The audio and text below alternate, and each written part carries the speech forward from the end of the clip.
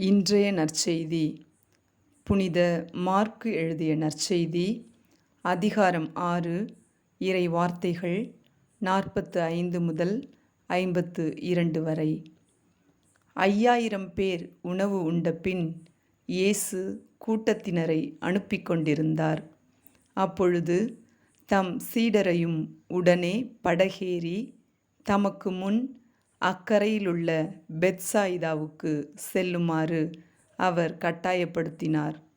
அவர் அவர்களிடமிருந்து விடைபெற்று கொண்டு இறைவனிடம் வேண்டுவதற்காக ஒரு மலைக்குச் சென்றார். பொழுது சாய்ந்த பிறகும் படகு நடுக்கடலில் இருந்தது.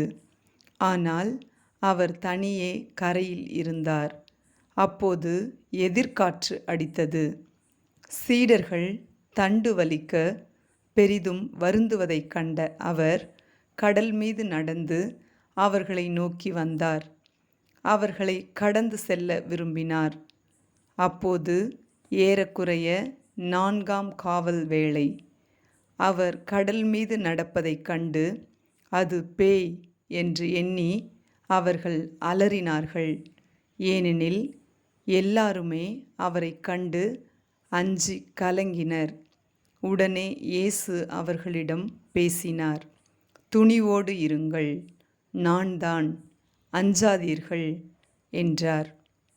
பிறகு அவர்களோடு படகில் ஏறினார். காற்று அடங்கியது.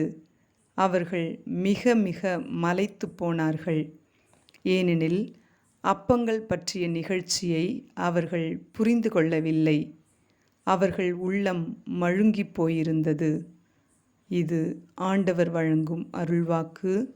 இறைவனுக்கு